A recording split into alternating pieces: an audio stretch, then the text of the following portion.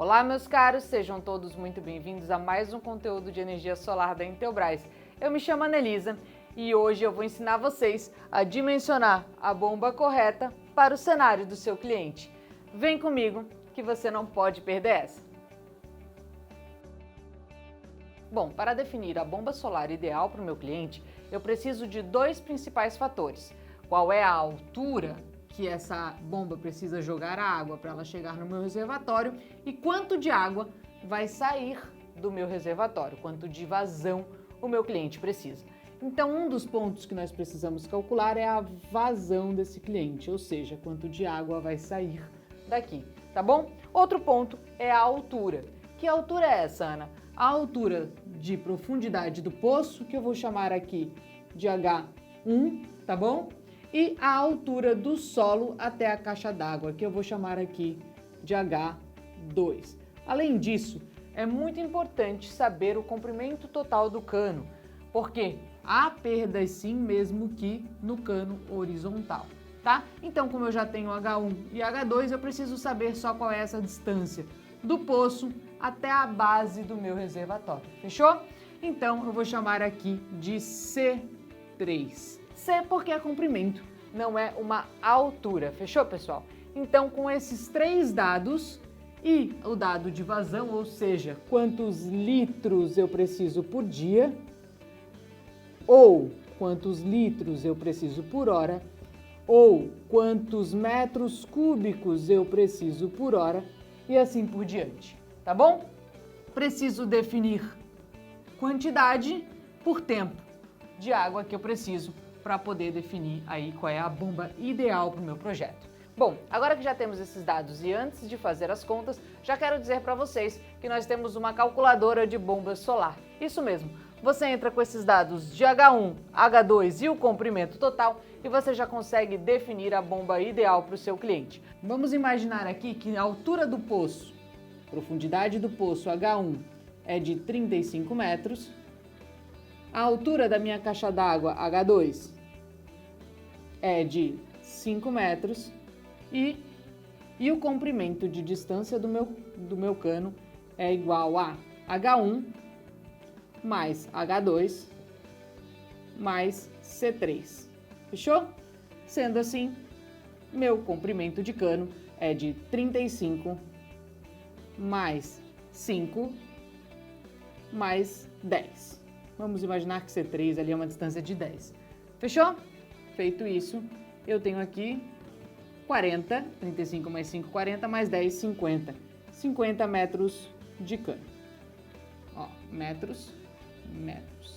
Fechou, galerinha? Agora vamos simular isso na nossa calculadora para me mostrar para vocês como é rápido e prático. Bom, vamos lá. Essa é a carinha do nosso simulador, tá, pessoal? Ela é bem simples mesmo, bem prática. Ela vai pedir para você só a profundidade do poço aqui, ó, o comprimento do início do poço até o reservatório e a altura do reservatório, tá? Então já vamos lá. A gente já tinha definido que a profundidade do poço era de 35 metros, a distância do poço até o reservatório a gente não definiu, tá? Ela é de 10 metros, que é a distância C3 ali que a gente tinha definido, que é essa distância aqui, mais 5, que é a altura do poço, tá? Então, no total, são 15 metros aqui. E a altura do poço, que é mais 5. Com esses três dados simples, a gente só clica aqui em simular e a gente já tem acesso aqui, ó, às três bombas e as suas determinadas aqui, suas respectivas vazões, tá? Quantos litros por hora cada uma delas consegue jogar nesse cenário. Bom, simples assim, prático. Agora eu vou mostrar para vocês como definir essa quantidade aqui, ó, de litros por hora de acordo com a necessidade do meu cliente. Bora lá! Bom, viu como é rápido? Agora eu vou ensinar para você qual é a conta que tem por trás dessa calculadora, tá? Então vem comigo que eu vou te mostrar. Bom, o que significa esse H1, H2 e C, tá? Ele significa uma sigla chamada MCA, que é metros de coluna de água. Justamente a quantidade de coluna de água que a minha bomba vai precisar jogar para cima, ou seja, a força que a minha bomba vai ter, tá bom? Qual é a máxima altura que ela consegue jogar. Visto isso, eu calculo da seguinte maneira: H1 mais H2, tá? Mais C, vezes 0,10, 10%. Fechou? Esse C é o comprimento total de cano e 10% é o que se estima de perda nele. Ah, Ana, eu quero botar 20%. Posso? Pode.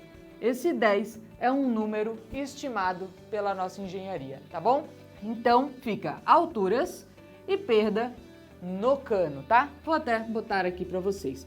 Isso aqui é altura, ou seja, o que precisa vencer a gravidade, mais perdas no cano. Fechou? Então é isso que significa essa fórmula de MCA, tá? Calculando isso aqui, nós temos H1, 35, H2, 5, C, 50 vezes 0,10. Fechou? 50 vezes 0,10, 5. 5 mais 5, 10. Mais 35, 45 metros. Bom, agora eu já tenho noção da altura, ou seja, da força que essa bomba precisa ter. Mas eu ainda preciso descobrir qual é a potência, ou qual é a vazão, qual é a quantidade de produto que ela vai entregar. Ou seja, qual é a quantidade de água que ela joga para cima. Visto isso, vem comigo que agora eu vou te mostrar como é que calcula a vazão, tá? A vazão do meu cliente vai depender do dado que ele me der. Se ele disser, Ana, eu quero uma vazão de 2.000 litros por hora. Fechou, ele já me entregou o dado perfeito. Vazão de 2.000 litros por hora. Mas ele pode me entregar esse dado de outra maneira. Ana, ao longo do dia, eu preciso de 8.000 litros, ou seja, ele precisa de um consumo total, de 8.000 litros por dia. Bom, para que eu possa converter isso para horas, eu preciso levar em consideração quantas horas em um dia eu vou operar. Quantas horas eu vou operar? Como se trata de um sistema de energia solar e depende da irradiação local, ou seja, do meu HSP, irradiação, tá bom? Lá no Sandata você consegue encontrar o HSP, horas de sol pico do seu cliente da sua região, tá? Isso vai variar de região para região. Bom, vou estimar aqui que o HSP mínimo, o pior HSP do ano, tá? O mínimo. Por que o pior, Ana? Porque o pior do ano ainda assim vai ter que gerar a quantidade de litros que eu preciso. Então, nesse cenário, eu considero o pior e não o médio, tá bom? Para mim considerar o pior aqui, então, eu vou usar aqui um exemplo. Exemplo, um HSP igual a 4 horas por dia. Então, meu sistema vai gerar aí por 4 horas por dia na potência máxima dele, tá? Então, usando esses dados, eu sei que eu vou operar por 4 horas por dia. Bom, Ana, definido então meu HSP, como é que eu calculo a vazão? A vazão ela vai ser calculada dividindo o total que você precisa por dia pela quantidade de horas que você tem para produzir, por quantidade de horas que você tem para jogar água para cima. Fechou? Então, vamos dividir aí os 8.000 litros dia, tá? Pela minha quantidade de horas dia. Então, 4 horas por dia. Se eu tenho dia em cima, dia embaixo, eu já corto os dias aqui. E aí fica litros por hora, tá bom? Que é o que a gente precisava para vazão aqui, ó, litros por hora. Então, 8.000 dividido para 4, se a gente pensar em 8 dividido para 4, dá 2. Como é 1.000, é 2.000 litros por hora. Fechou? Então, isso aqui é a nossa vazão. Só que quando eu vou olhar lá no datasheet do meu equipamento, ele vai vir descrito em metros cúbicos por hora. E como é que eu faço essa conversão? Bom, 1000 litros equivalem a 1 metro cúbico de água. Tá bom? Então, se eu tenho aqui 2000 litros, eu tenho 2 metros cúbicos por hora. 2000 litros por hora, 2 metros cúbicos por hora. E essa daqui sim é a vazão que eu vou usar para definir qual a bomba ideal para o meu projeto. Fechou, galera? Então, feito isso, eu tenho 45 metros de força e tenho 2 metros cúbicos por hora de quantidade. Vamos imaginar aqui que eu tenho um gráfico de bombas, onde eu tenho um gráfico definido por altura em metros e vazão em metros cúbicos por hora. Feito? Se eu tenho esse gráfico, qual é o gráfico das minhas bombas, tá, pessoal? Deixa eu já colocar alguns pontos importantes aqui, considerando já as bombas que a gente tem aqui na Intelbras, tá? Então, eu tenho bombas para altura D, tá? Alturas de 95 metros, alturas de 67 metros e alturas de 62 metros. Fechou? Além disso, eu tenho bombas para vazões de 3,5 metros cúbicos por hora e tenho bomba para vazão de 5,2 metros cúbicos por hora. Isso considerando em altura igual a zero, né? Essa altura igual a zero seria se, por exemplo, eu estivesse puxando direto da altura do solo aqui, né? A bomba já estivesse aqui em cima, tá bom? Bom, vamos lá. E como é que funciona, como é que são desenhados esses gráficos, tá? Eu tenho uma bomba aqui, por exemplo, que é a bomba de 500 watts, que ela faz essa volta aqui, ó, tá? Eu tenho essa bomba aqui, que é a bomba... Tenho essa bomba aqui, que ela tem mais vazão e menos altura. Fechou? E tenho essa bomba aqui, que ela tem menos vazão e mais altura. Pronto? O gráfico de bombas, ele é mais ou menos assim. E com base nos dados que você já coletou, você vai procurar nesses gráficos qual é a bomba ideal para o seu sistema, tá? E aqui, como é que a gente vai ver isso? Bom, eu preciso que eu tenha aqui 45 metros, né? Ok? E que esses 45 metros atinjam aqui, por exemplo, 2.000 metros cúbicos por hora, porque é o mínimo que eu preciso ter, tá bom? Então, aqui 45 metros, tá bom? Visto isso, eu vou traçar aqui o encontro dessas duas curvas aqui, ó. Elas têm que se encontrar.